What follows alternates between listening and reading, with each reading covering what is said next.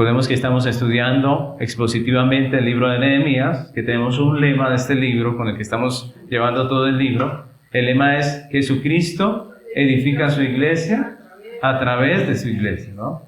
Jesucristo edifica su iglesia a través de la iglesia. Y esta es la cuarta enseñanza de esta serie, titulada ¿Temor al hombre o a Dios?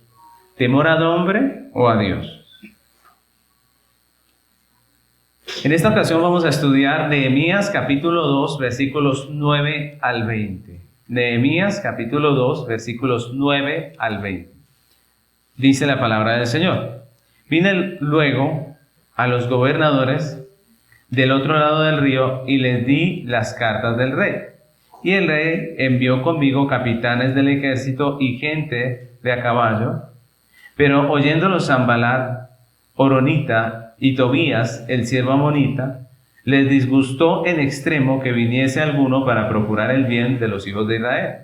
Llegué pues a Jerusalén, y después de estar allí 3 días, me levanté de noche, yo y unos pocos varones conmigo, y no declaré a hombre alguno lo que Dios había puesto en mi corazón que hiciese en Jerusalén, ni había cabalgadura conmigo, excepto la única en que yo cabalgaba. Y salí de noche por la puerta del valle hacia la fuente del dragón y la puerta del muladar, y observé los muros de Jerusalén que estaban derribados y sus puertas que estaban consumidas por el fuego. Pasé luego a la puerta de la fuente y al estanque del rey, pero no había lugar por donde pasase la cabalgadura en que iba. Y subí de noche por el torrente y observé el muro, y di la vuelta y entré por la puerta del valle y me volví. Y no sabían los oficiales a dónde yo había ido, ni qué había hecho, ni hasta entonces lo había declarado yo a los judíos y sacerdotes, ni a los nobles y oficiales, ni a los demás que hacían la obra. Les dije pues: vosotros veis el mal en que estamos, que Jerusalén está desierta y sus puertas consumidas por el fuego. Venid y edifiquemos el muro de Jerusalén y no estemos más en oprobio. Entonces les declaré cómo la mano de mi Dios había sido buena sobre mí, y asimismo las palabras que el rey me había dicho, y dijeron: levantémonos y edifiquemos. Así esforzaron sus manos para bien. Pero cuando lo oyeron Sanballat, Horonita, Tobías, el siervo amonita, y Gesem el árabe, hicieron escarnio de nosotros y nos despreciaron, diciendo: ¿qué es esto que hacéis vosotros? ¿Os rebeláis contra el rey? Y en respuesta les dije: el Dios de los cielos, Él nos prosperará, y nosotros sus siervos nos levantaremos y edificaremos, porque vosotros no tenéis parte, ni derecho, ni memoria en Jerusalén. Amén. Hemos estado empezando este estudio de Nehemías. Ya hemos avanzado por la primera parte que nos presentaba Nehemías como ese hombre que era un hombre del pueblo de Dios común y corriente, que había nacido en el exilio, y que a pesar de que había nacido en el exilio, conocía a Dios, amaba a su pueblo y quería el bien de su pueblo. Cuando él escucha la noticia de que las personas que estaban en Jerusalén estaban mal, cuando escucha que los muros de la ciudad están derribados, él siente ese llamado de Dios a hacer algo, ¿no? Y Nehemías se compromete en la reconstrucción. El libro de Nehemías nos presenta esta preciosa historia, y ya hemos avanzado por 2 capítulos, por 1 capítulo y medio. Hoy vamos a continuar con la segunda parte del capítulo 2. Si ustedes recuerdan, en la primera parte del capítulo 2 vimos a Nehemías pidiéndole permiso y ayuda al rey. ¿Recuerdan? Él fue a donde el rey, mostró su tristeza, el rey le llamó la atención esa tristeza, le pregunta qué le pasa, y él manifiesta, expresa lo que deseaba, ¿no? ¿El rey le dio permiso o no? Sí. Claro que sí. La segunda parte del capítulo 2, que es el texto que acabamos de leer y que vamos a estudiar hoy, ya con la orden del rey, con los permisos que necesitaba para hacerlo, pues Nehemías pone en marcha el proyecto que había expuesto al rey y a la reina, ¿no? él se dispone a obrar conforme a lo que había planeado. Ahora, cuando escuchó las malas noticias de Nehemías acerca de su pueblo, él se sintió llamado a hacer algo, a aceptar el llamado que Dios le estaba haciendo a hacer algo por la situación. Pero ese llamado tenía algunas implicaciones, ¿no? El llamado de Dios siempre tiene implicaciones para la vida del hombre. Y es de lo que nos va a hablar hoy este texto. Eso es lo que vamos a estar estudiando. 3 implicaciones de aceptar el llamado de Dios, que vemos aquí en este texto. 3 implicaciones de aceptar el llamado de Dios. Entonces vamos a ir a nuestro estudio.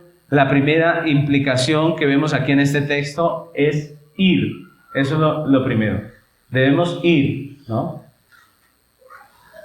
Así que Nehemías, habiendo obtenido el aval del rey, lo primero que hace es emprender el viaje, ¿no? Con todo lo que eso significaba.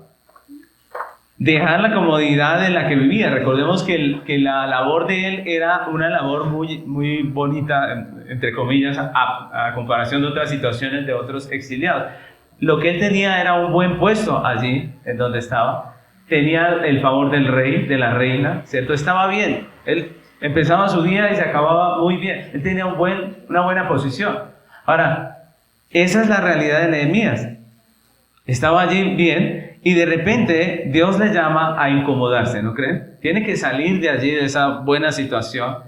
Allí en el palacio tenía comida, tenía su tintico a la hora que lo necesitaba, pero ahora le tocaba salir, ¿cierto? Para obedecer a Dios, le tocaba salir, dejar la comodidad en la que vivía y emprender una travesía difícil, ¿cierto? Una travesía incómoda, llena de peligros, porque en ese tiempo cualquier viaje como el que él iba a hacer, pues implicaba ciertos riesgos que él tenía que correr si aceptaba. Así que cuando Nehemías acepta el llamado de Dios, lo primero que tienes que ir. Entre los preparativos del viaje y lo que duraba el viaje, más o menos habían de 3 a 4 meses, imagínense, ese era el viaje, de 3 a 4 meses. Humanamente hablando, si a uno le ofrecen, si uno está bien cómodo en su lugar, en su posición, y le ofrecen un cambio de estos, ¿qué piensa uno? ¿Aceptarlo o no aceptarlo? No, uno dice, no me voy a ganar nada, ¿cierto? Yo aquí estoy bien. ¿Cuántas veces uno hace esa operación en su mente, no? Yo aquí estoy bien, no me falta nada, yo que me voy a ir por allá a bregar, ¿cierto? Humanamente hablando, sería muy difícil. Solamente la gracia de Dios hace que Nehemías pueda pensar de esta manera y decir, acepto, ¿no?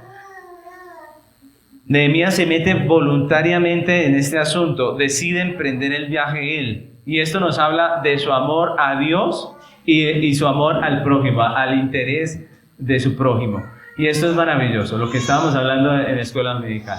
El amor hace que hagamos sacrificios. Él amaba a Dios y amaba a su pueblo. Ahora, generalmente los hombres nos cuesta hacerle frente a aquellas cosas que nos causan temor.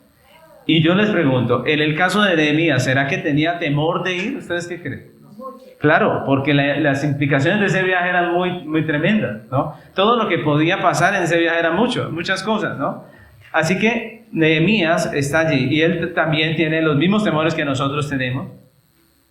Y nosotros muchas veces cuando vemos los temores, preferimos como huirle, ¿no? Hay gente, por ejemplo, que le tiene miedo a la muerte y uno está hablando de la muerte y dice, cambiemos de tema más bien, ¿cierto? Porque hasta el solo hecho de nombrar la muerte, pues ya les da como escalofrío, ¿no?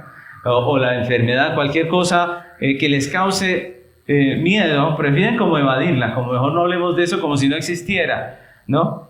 Y algo así es lo que propone el cristianismo moderno, ¿no? Si usted está enfermo, usted declare que no, que usted está bien, ¿no? No declare, no hable que usted está enfermo porque eso es malo. Pero Nehemías aquí en este viaje, él tuvo que aceptar sus circunstancias y enfrentar sus miedos para poder salir.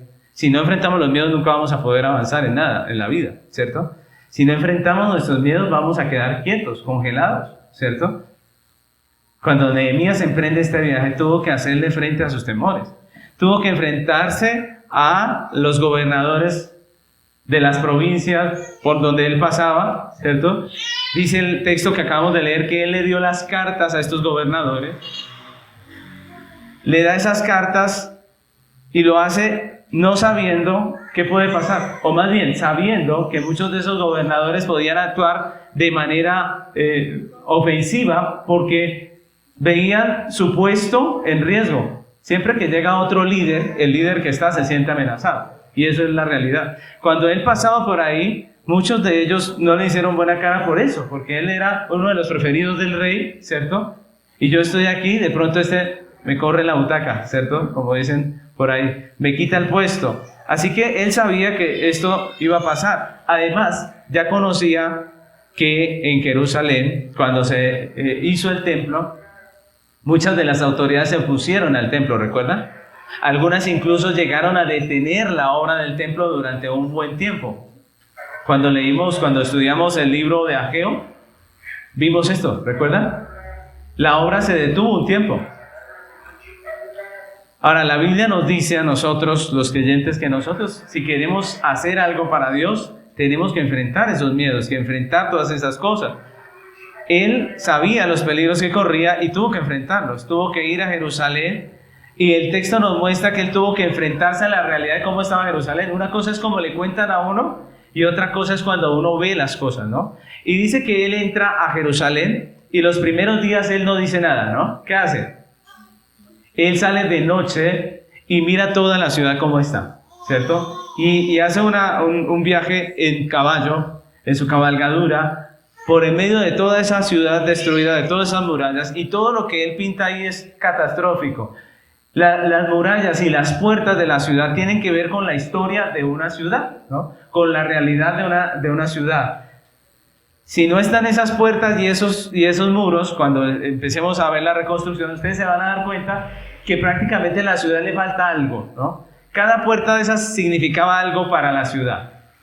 Cada una de esas puertas tenía una razón de ser. Por ejemplo, había una puerta que se llamaba la puerta del pescado. ¿Qué hacían en esa puerta? ¿Por qué se llamaba la del pescado? Porque era por ahí que entraba el pescado. Era por ahí que entraba el cargamento de comida. Ya no había puerta del pescado, ¿no? Ya no había comercio de pescado allí. Ya no había muchas de las cosas. Así que cuando Nehemías encuentra eso en ruinas físicas, pues está hablando de la ruina de una ciudad que carece de comida, que carece de comercio, una ciudad arruinada. No era simplemente cuestión de que los muros se cayeron, se derribaron por el enemigo y que las puertas las quemaron, sino que todo eso implicaba una desgracia para esa ciudad. Así que el texto describe cómo Nehemías pasa por todos estos lados, del 12 al 15, esos versículos nos hablan de cómo pasa, mira todas estas cosas arruinadas, destruidas, muchas de ellas. Imagínense, él dice que pasa por la puerta del muladar, ¿no? La puerta del muladar era esa puerta donde la gente iba al baño, prácticamente. Esa era la puerta del muladar. Por eso se llamaba así, la puerta del muladar. Esa puerta ayudaba a que la ciudad no tuviese esos olores, esa contaminación, porque ese era el lado de las letrinas, ¿no? Ahora, no había muro, no había puerta.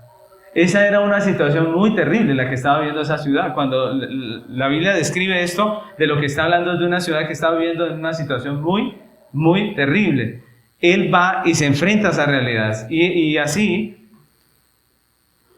es que debemos hacer nosotros los creyentes. Nosotros no podemos huirle a nuestras realidades. No podemos como cerrar nuestros oídos y decir, no está pasando nada. No, eso no es sano. No, Nehemías fue y vio, aceptó, entendió su problema. Dijo, mire, esto está así. Es lo que debemos hacer. Usted quiere arreglar su vida, no trate de obviar la realidad. Usted está mal, ¿cierto? Si usted está mal, tiene que aceptarlo. Lo primero que tiene que hacer, tiene que mirarlo, examinarlo.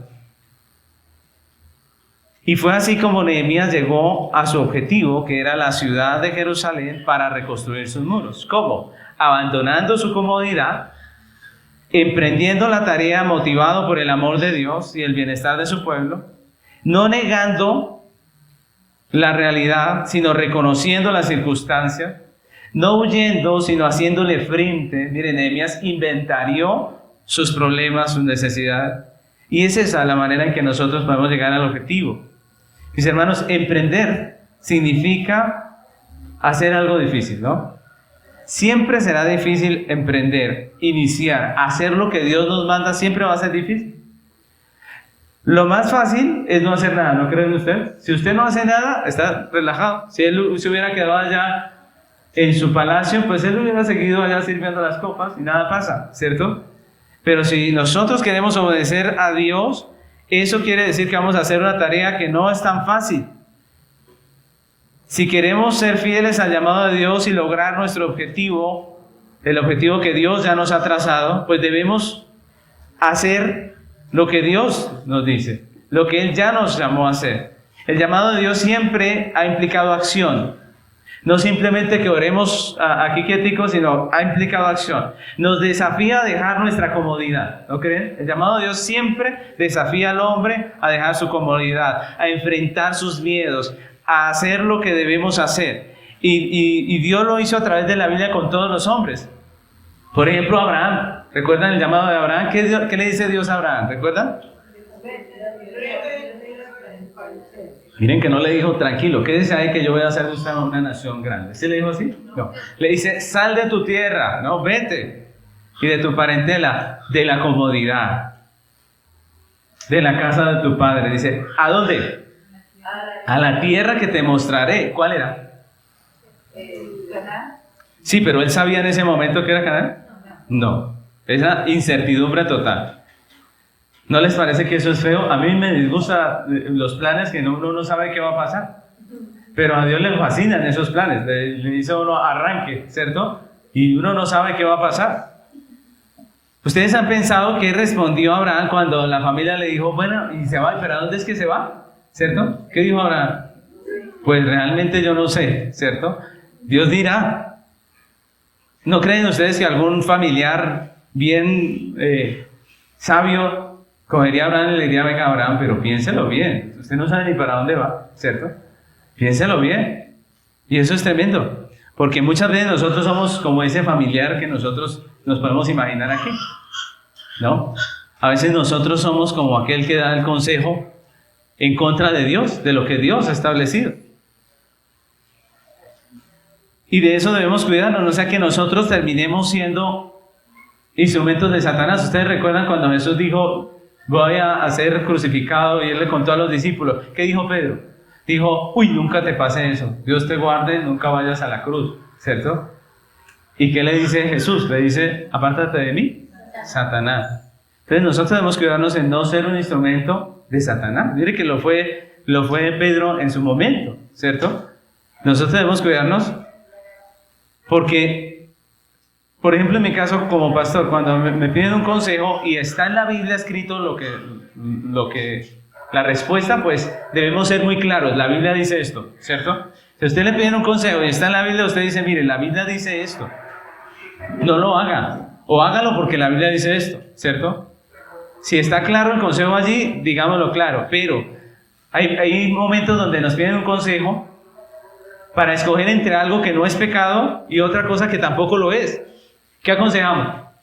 Pues yo lo que hago es dar principios bíblicos acerca del tema y dejar que la persona escoja, porque yo ¿qué voy a saber? La voluntad de Dios, ¿no creen ustedes? ¿Qué va uno a saber la voluntad de Dios? Uno puede dar algunos principios con respecto a eso para que tengan cuidado en decidir, pero de ahí para allá uno no sabe, porque es la voluntad de Dios. Ahora, eso es lo que pasa allí. Dios llama a Abraham y le dice, sal de tu tierra y punto. Mis hermanos, la iglesia tiene un llamado de parte de Dios y es precisamente a ir, ¿cierto? La Biblia siempre nos dice, vayan, salgan, hagan. Y la Biblia nos llama a nosotros, la iglesia, a ir y ¿qué? Y predicar el evangelio. Nos llama a ir y a ser discípulos. Nos llama a ir y ser luz para un mundo en tinieblas. Si no accionamos, pues no vamos a hacer nada, ¿no creen? Nos podemos quedar pensando en ese texto, meditarlo, estudiarlo, pero si no accionamos, ¿qué va a pasar? Absolutamente nada. Si no enfrentamos nuestros temores, pues no podremos hacer lo que Dios está llamando a su pueblo a hacer. Muchos cristianos se cohíben de hablar de su fe por el miedo, porque no son capaces, no están dispuestos a salir de su comodidad, de su temor, no enfrentan su timidez, sus miedos y se privan del privilegio precioso de compartir la fe. Compartir la fe es algo maravilloso. Cuando usted puede compartir la fe, usted siente alegría, es algo maravilloso porque usted está haciendo algo por alguien que está en necesidad, lo que decía el cántico, ¿cierto? Alguien está en necesidad y cuando usted comparte el evangelio, usted está saldando esa deuda. Somos deudores a los que no tienen el evangelio. Muchos se privan del gozo de ser instrumentos de Dios para salvación o para el crecimiento de su prójimo. El llamado de Dios siempre implica acción, implica salir de la comodidad, enfrentar nuestros miedos, hacer lo que debemos hacer. Cristo y su obra redentora es nuestro mayor ejemplo, ¿no creen? Miren, Cristo es el Señor, ¿cierto que sí? Pero cuando Dios lo llama ¿a qué? ¿A que se quede sentado? No, Dios les llama a ir a este mundo, ¿cierto? Ese es el evangelio. Dios llamó a su Hijo al mundo a venir y morir en una cruz por nuestro pecado. Es lo que dice la Biblia. Nosotros pecamos. La paga del pecado es muerte. Pero Dios envió a su Hijo, lo llamó y le dijo, ve al mundo, ¿cierto? Envió a su Hijo para que viniera y pagara en la cruz por nuestros pecados. Cuando Cristo murió en la cruz, estaba sufriendo nuestros dolores, muriendo por nuestro castigo. Eso es lo que dice la Biblia. El castigo de nuestra paz fue sobre Él y por sus llagas fuimos nosotros curados. La palabra curar nos habla de salvación. Lo que dice el texto en Isaías es que por la obra de Cristo en la cruz nosotros fuimos salvos. Él pagó, satisfizo la justicia de Dios y nos da a nosotros redención. Y la Biblia dice que todo aquel que en Él cree no se pierde, mas tiene vida eterna. Y si usted no ha creído, el llamado hoy es a que ponga su fe en Jesús. Sus obras no le van a salvar. Su buena conducta no le va a salvar. Usted es pecador como todos nosotros y necesita la obra redentora de Cristo. Y todo aquel que en Él cree no se pierde, mas tiene vida eterna. Mis hermanos, ese es el llamado. Cristo es nuestro mayor ejemplo. Él también fue llamado por Dios y tuvo que dejar su trono, venir a esta tierra, hacer su labor, porque si no, pues nunca habría cumplido la voluntad de Dios. Y esa obra de Jesús nos constriñe, nos anima, nos impulsa a nosotros también a hacer nuestra obra, a dejar nosotros también nuestra comodidad. Miren, mis hermanos, estamos en un tiempo donde lo que prima es la comodidad, ¿no creen ustedes? El placer, la comodidad, de eso vive la gente. Eso es lo que busca la gente, ¿no?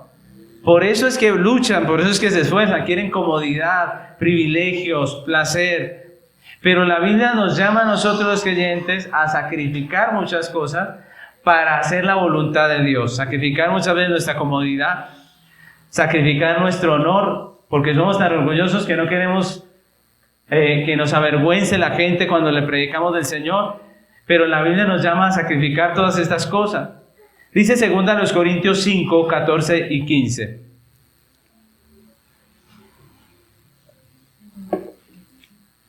Segunda a los Corintios 5, 14 y 15. Dice, porque el amor de Cristo nos constriñe, pensando esto, que si uno murió por todos, luego todos murieron. Y por todos murió para que los que viven ya no vivan para sí, sino para aquel que murió y resucitó por ellos. Cristo atendió al llamado de Dios, se negó a su comodidad, vino a la cruz, murió por nosotros, y ahora dice el texto en Corintios que nosotros, los que vivimos por Él, debemos vivir para Él. No vivimos para nosotros. ¿Para quién vivimos? Para Cristo. Y es lo que estamos haciendo en esta tierra. Si usted es un cristiano, usted vive para Cristo, para glorificarle, para predicarle, para que las personas conozcan las virtudes de aquel que nos llamó de las tinieblas a su luz admirable. Mis hermanos, el temor a los hombres, a las circunstancias, a las incertidumbres, solo lo echa fuera el amor a Dios, el amor a nuestro Dios.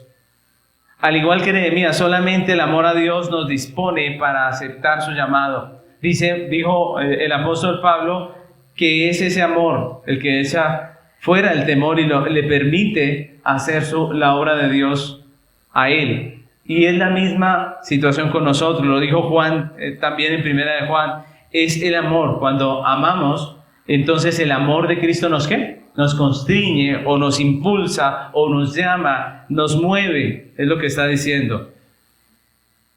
Así que la primera implicación de aceptar el llamado de Dios es que tenemos que ir, ¿cierto? Tenemos que ir. Lo segundo que implica aceptar el llamado de Dios es esperar. Miren lo interesante. Primero ir y luego esperar. ¿Pero qué quiero decir con la palabra esperar?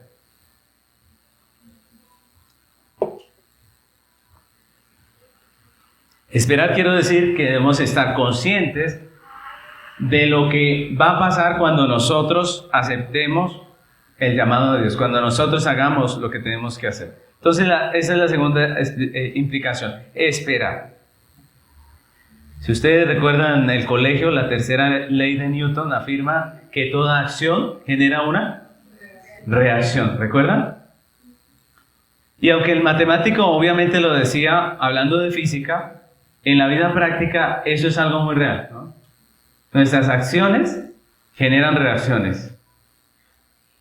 Y nosotros debemos ser conscientes de esas reacciones que generan nuestras acciones. Cuando hablamos del Evangelio mucho más. Y por eso este punto es tan importante, mis hermanos, porque muchas veces emprendemos nuestros proyectos sin meditar en lo que nos espera, sin pensar en lo que nos espera, sin ser conscientes de lo que va a pasar.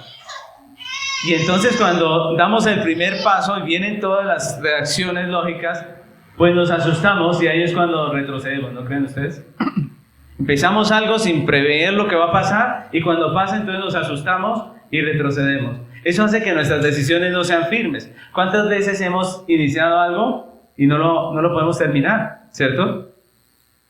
Cuando Nehemías salió para cumplir el llamado, lo hizo a conciencia,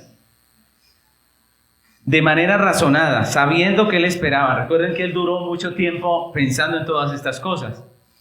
Y esto le ayudó y le dio firmeza para no desmayar en el esfuerzo. No era un esfuerzo fácil. La tarea de Nehemías no era fácil. ¿Por qué no desmayó? En parte porque él sabía lo que le esperaba.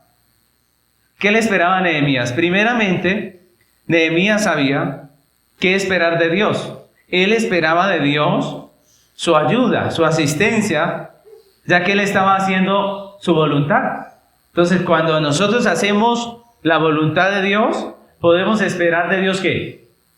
Su ayuda, ¿cierto? Desde el principio todo el plan de Nehemías implicaba riesgo incluso de muerte, pero Nehemías actuó en obediencia esperando la ayuda de Dios. Como el niño del ejemplo que pusimos al comenzar esta enseñanza. Ese niño que pudo lanzarse en los brazos de su padre y salvar su vida de las llamas, porque él confiaba. Nehemías lo hizo así. Nehemías le pasaba la misma situación. El niño pensaba que de pronto el papá no lo cogía en el aire. ¿Y qué pasaba? Se iba a caer y se iba a golpear. Pues en muchas etapas de nuestra vida nosotros sabemos que hay un riesgo de obedecer a Dios. Pero Dios ha prometido estar con nosotros y debemos nosotros confiar.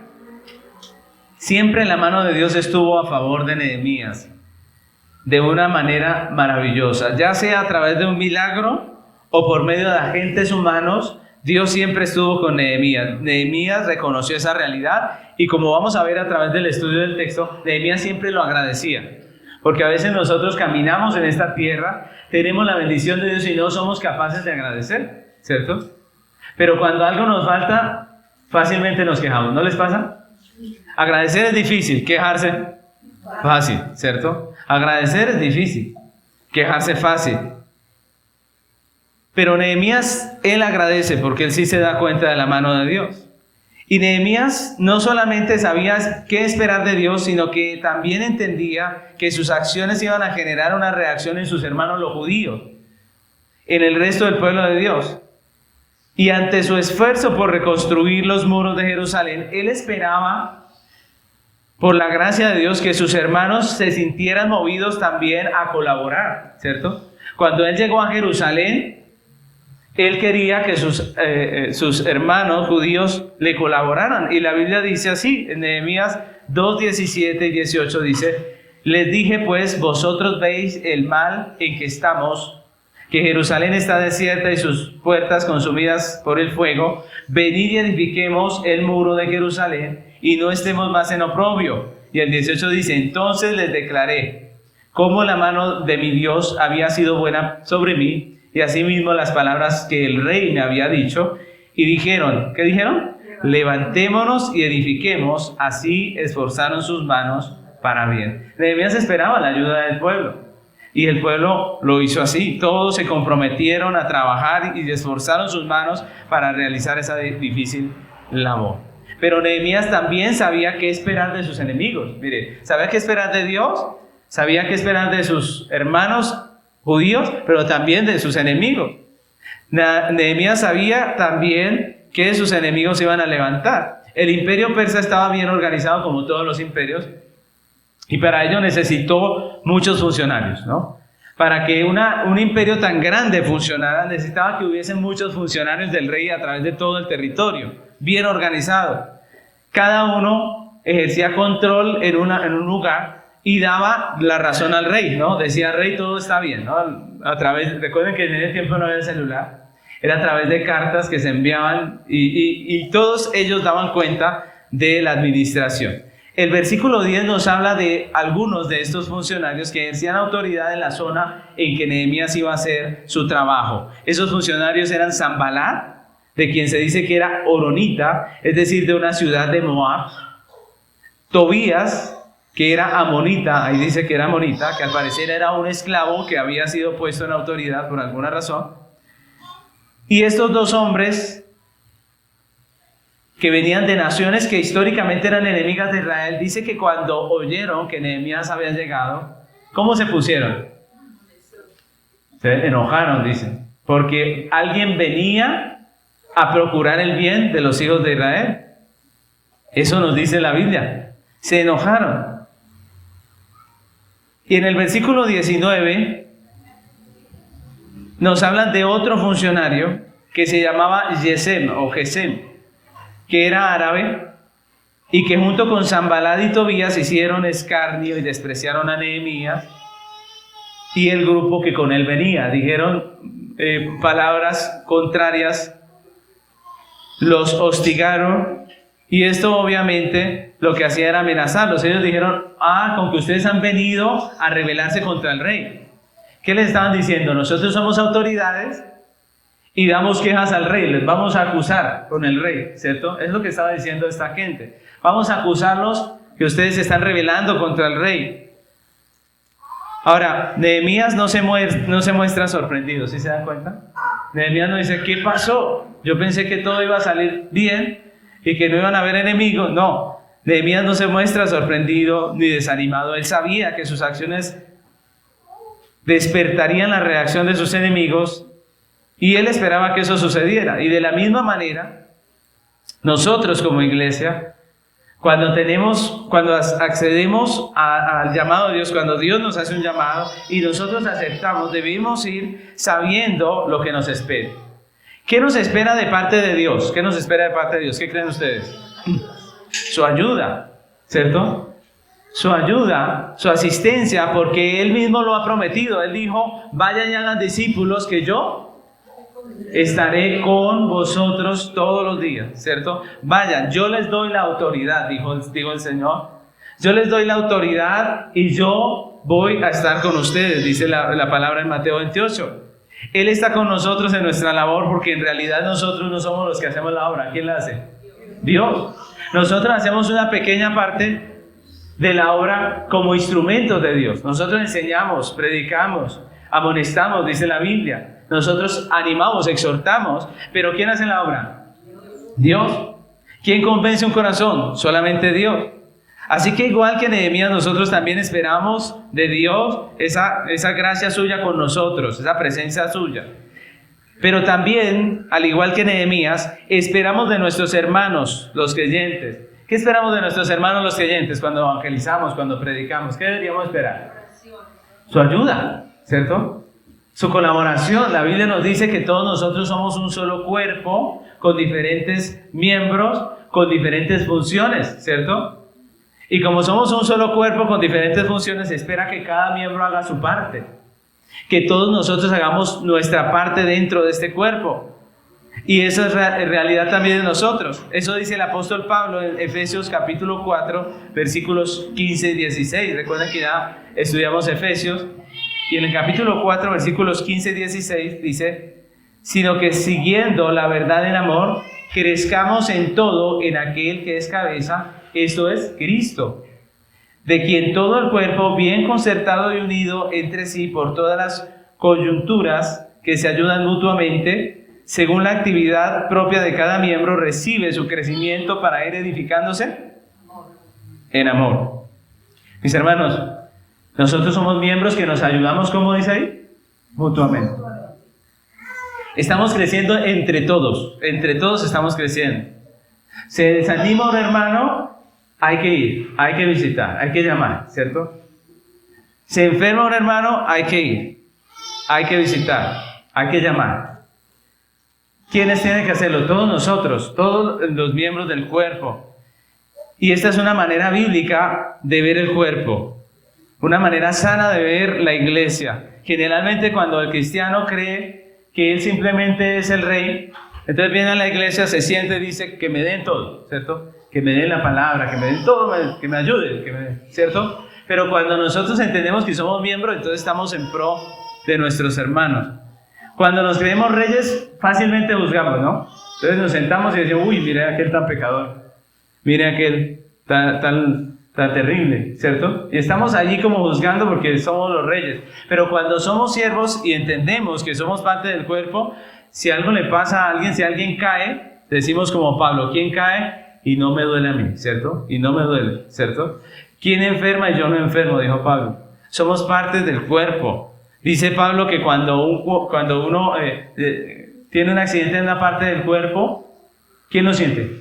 Todo el cuerpo. Si usted es cuerpo, lo siente también. Y dice: qué tristeza lo que pasó con este hermano. Pero si usted es de los reyes, entonces usted dice: bien hecho. Sí, bien hecho, porque eso ya se veía venir. Yo ya me lo sospechaba. Ese hermano era así, mire lo que le pasó, y bien hecho, porque ¿quién le manda? ¿Cierto? Pero cuando somos parte del cuerpo, nos dolemos, nos sentimos afligidos, sentimos tristeza con el que cae, con el que le pasa algo terrible. Mis hermanos, esa es una manera bíblica de ver la iglesia. Y de igual manera que en el caso de Nehemías, cuando la iglesia atiende el llamado de Dios, debe saber también qué esperar del enemigo. ¿Qué esperamos del enemigo? Oposición. Oposición. Mire, cuando usted evangelice, yo le digo, la Biblia dice que muchos son los llamados, pocos los escogidos. La Biblia dice que la puerta al infierno es como, es ancha, la del cielo angosta.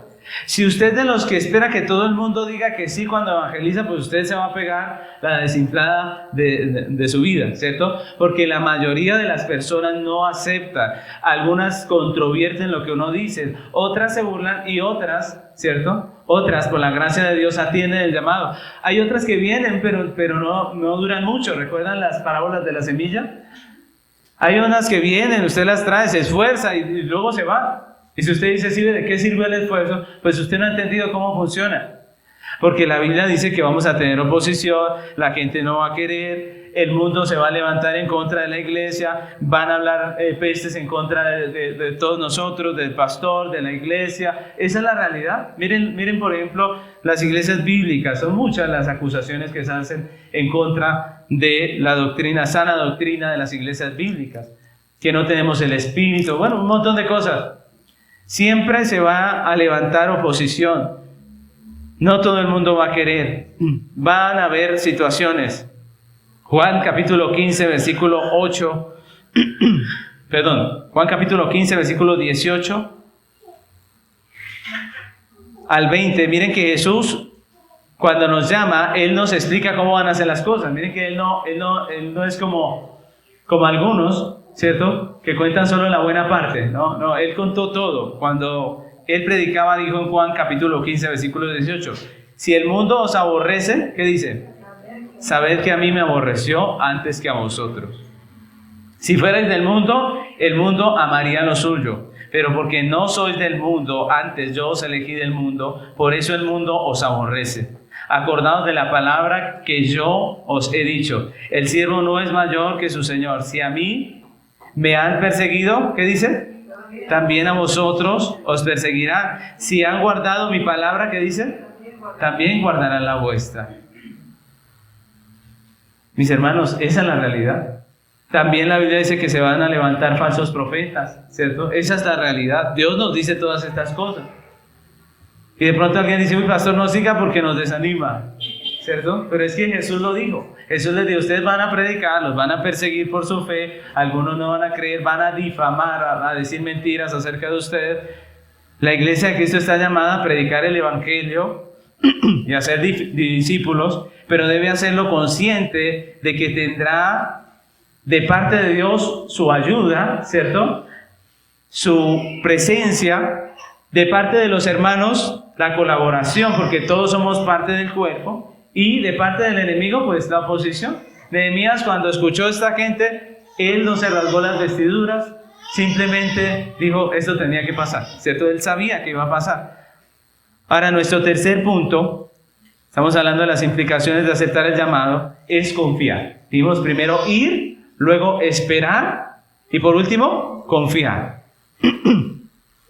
Y hemos visto anteriormente que Nehemías era un hombre que conocía a Dios, al Dios de Israel, y que le temía.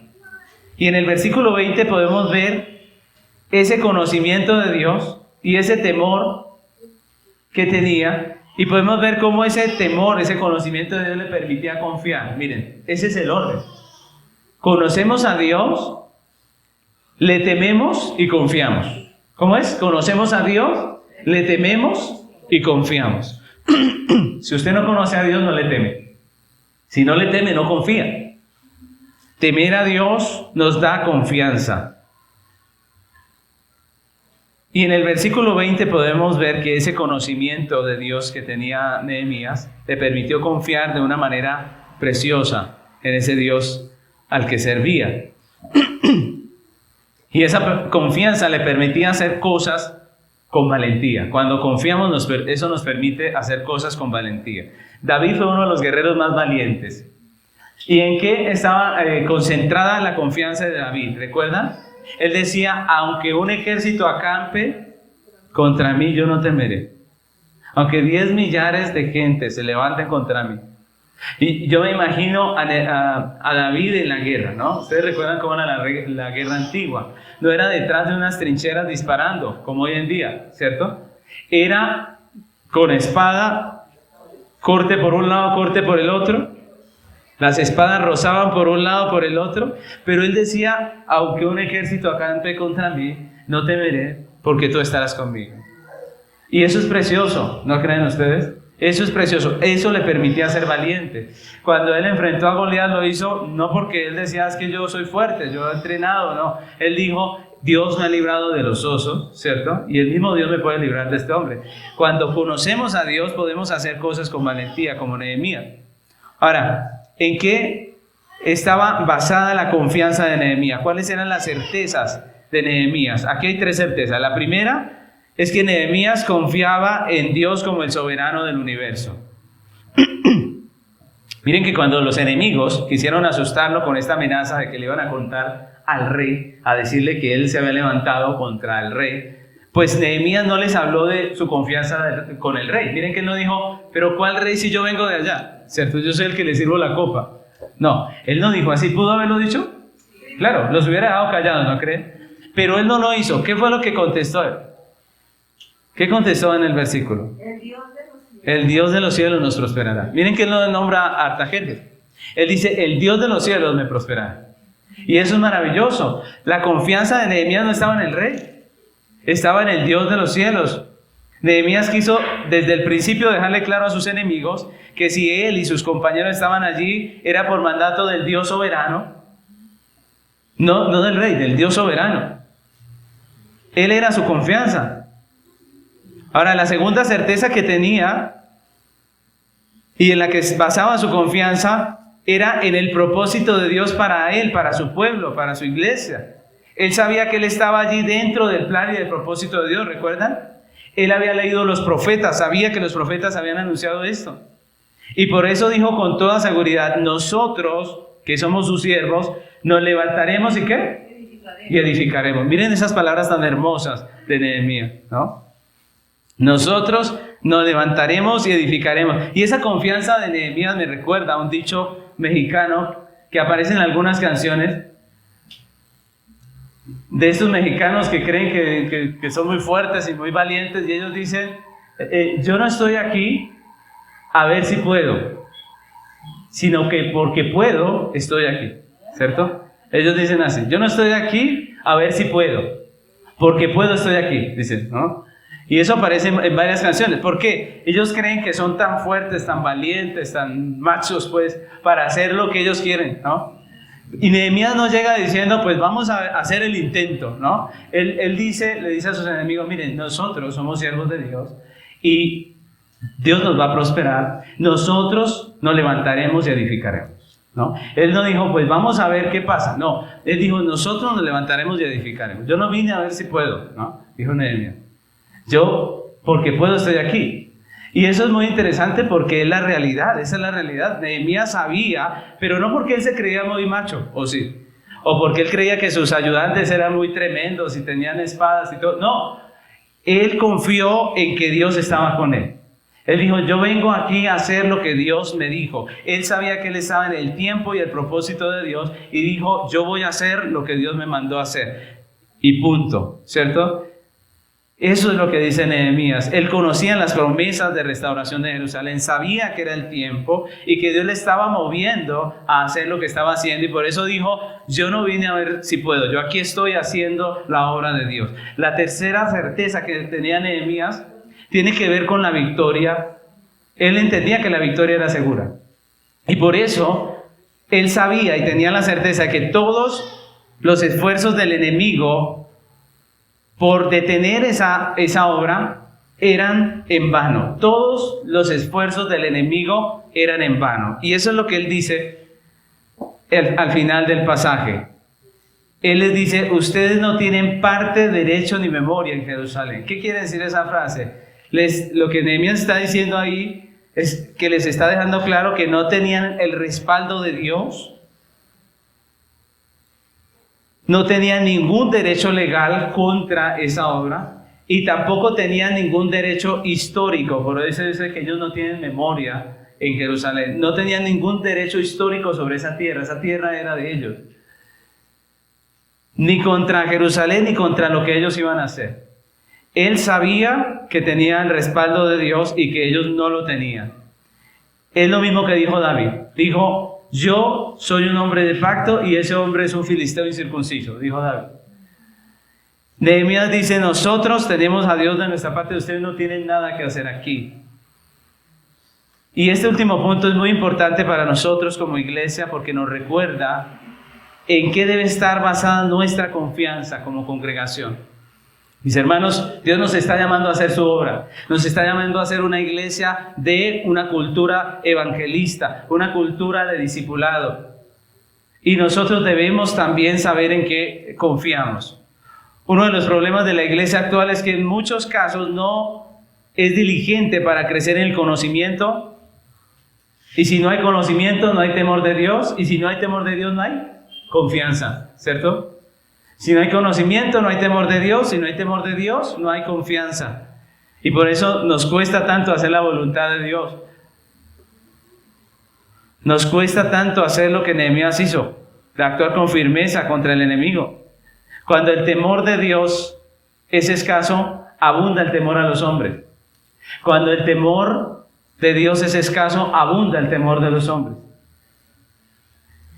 Si la iglesia pretende cumplir su llamado, debe primeramente, como Nehemías, afirmar su confianza en Dios como soberano, ¿no?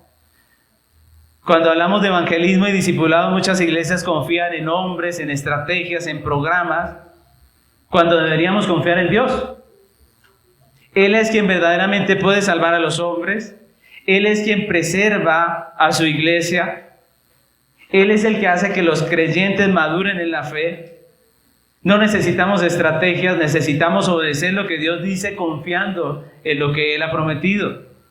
Necesitamos entender la razón por la cual la iglesia está en esta tierra y tener una cultura de evangelismo y discipulado. Eso es lo que debemos hacer. Coger esos textos que dicen ahí cuál es nuestro deber y ponerlos por obra, confiando en que Dios va a estar con nosotros. No debemos temer evangelizar, porque si estamos en esta tierra predicando el evangelio, es por la mano ¿de quién? Del Dios soberano, que es nuestra confianza. Romanos 1:16, Pablo dijo, porque no me avergüenzo del evangelio, porque es poder de Dios. Miren lo que dijo Pablo. Dijo, no me avergüenzo del evangelio, ¿por qué? Porque es poder de Dios. Él confiaba en el Dios soberano, para salvación a todo aquel que cree, al judío primeramente y también al griego. Nuestra labor de iglesia es muy importante, y ante esa labor nosotros debemos decir como Nehemías, el Dios de los cielos nos prosperará. El Dios de los cielos nos prosperará. Prosperará nuestros esfuerzos que hacemos en la obra de evangelismo. Pero la iglesia también debe confiar como Nehemías en el propósito que Dios tiene para ella. La Biblia enseña que Dios en su decreto escogió un pueblo para sí, para salvarlo. Y nosotros estamos allí en medio de ese decreto. Estamos hoy aquí en este lugar en cumplimiento a ese decreto. Primero como beneficiarios, porque un día se nos predicó, ¿sí o no? Alguien lo trajo usted aquí a Cristo, ¿cierto? Alguien le predicó a usted, ¿no cree? Usted no está aquí porque escuchó una voz que dijo, vaya a la iglesia del pastor Henry. No, alguien tuvo que haber hecho algo para que usted estuviera aquí, ¿cierto? Somos primeramente beneficiarios, pero también estamos aquí como instrumentos. Eso es el discipulado. Nosotros aprendemos una doctrina, pero luego la enseñamos. Estamos aquí como instrumentos también. Estamos aquí como cumplimiento del propósito de Dios para testimonio a los hombres. Dios va a salvar a sus escogidos. Y eso no es algo probable, mis hermanos. Miren lo interesante. Eso no es algo probable. Dios va a salvar a sus escogidos a través de la predicación del evangelio. Y eso no es algo probable. Eso es algo seguro. Como dijo Nehemías. Eso es algo seguro. Segunda a Timoteo 2:10 dice, Pablo dijo, por tanto, todo lo soporto por amor de los escogidos, para que ellos también obtengan la salvación que es en Cristo Jesús, con gloria eterna. Pablo dijo, todo lo soporto por amor a los escogidos. La conversión de los escogidos no es una opción, es una realidad. Nosotros estamos aquí por un propósito que se va a cumplir. Se va a cumplir. Como iglesia no estamos aquí a ver si podemos. O si estamos aquí a ver si podemos. No. Estamos aquí porque podemos, porque Dios nos dio las herramientas, nos dio su palabra, nos dio su espíritu. Porque Él nos salvó, nos redimió y nos dio un llamado, una misión. Él dijo, vayan y hagan discípulos. Mis hermanos, estamos aquí porque podemos, porque Dios nos da la capacidad. Por último, si la iglesia entiende que la victoria es segura, también debe, como Nehemías, afirmar su confianza en que todos los esfuerzos del enemigo por detenerla, pues son en vano. ¿No creen ustedes? Todos los esfuerzos del enemigo por detener la iglesia es en vano. Es en vano. Nunca ha podido detener la iglesia. Mateo 16:18 dice, y yo también te digo que tú eres Pedro, y sobre esta roca edificaré mi iglesia, y las puertas del Hades no prevalecerán contra ella. ¿El Hades se va a levantar o no? Claro que sí. Pero dice, y las puertas del Hades no prevalecerán contra ella. Mis hermanos, Satanás tampoco tiene ningún respaldo de Dios. Satanás tampoco tiene ningún derecho legal contra nosotros, porque Cristo ya pagó. ¿Cierto? Cristo ya pagó. Antes tenía derecho. Cuando éramos pecadores, Él tenía todo el derecho. Pero ahora somos redimidos, justificados, ya no tiene derecho. Podemos decir, Satanás no tiene derecho contra nosotros. Jesús vino, pagó en la cruz. No tiene parte contra la iglesia, ni contra el trabajo que estamos haciendo. Colosenses 2:13 al 15 dice, Colosenses 2:13 al 15, y a vosotros estando muertos en pecados y en la incircuncisión de vuestra carne, os dio vida juntamente con Él, perdonándoos todos los pecados, anulando el acta de decretos que había contra nosotros, que nos era contraria, quitándola del medio y clavándola en la cruz, y despojando los principados y las potestades, los exhibió públicamente, triunfando sobre ellos en la cruz. Ya no hay acta de decretos en contra de nosotros. El Señor la clavó en la cruz. El Señor despojó a los principados de todo derecho que tenía contra la iglesia. Nosotros podemos decir como Nehemías.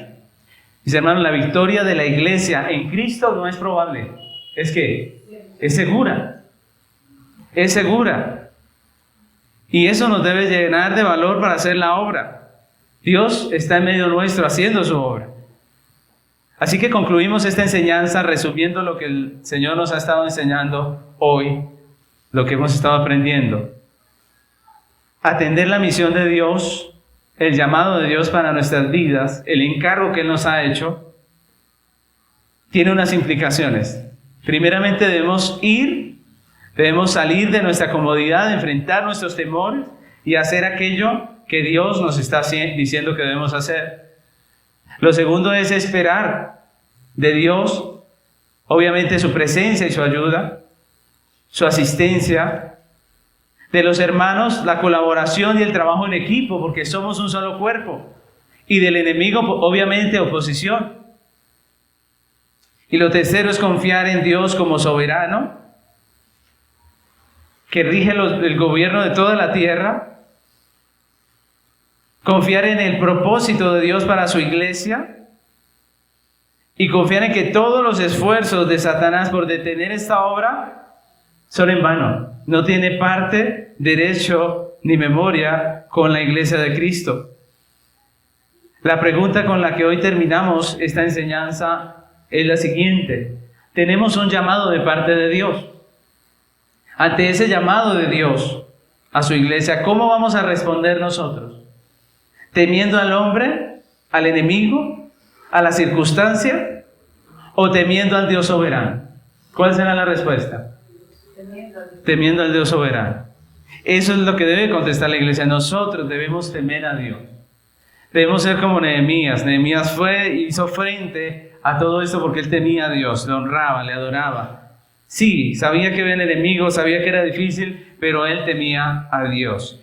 Que el Señor nos ayude, que nosotros podamos tener ese temor de Dios, que podamos abandonar todo temor al hombre, que podamos abandonar todo orgullo y todo aquello que nos detiene para hacer lo que Dios nos está llamando y podamos nosotros ser como aquella vid fructífera, dice la Biblia, a la cual el Señor limpia para que siga dando más fruto. Amén. Así que vamos a orar al Señor. Le invito a que se pongan sobre sus pies y oramos al Señor pidiéndole que nos ayude, que nos bendiga en lo que estamos haciendo, que nos permita hacer su voluntad.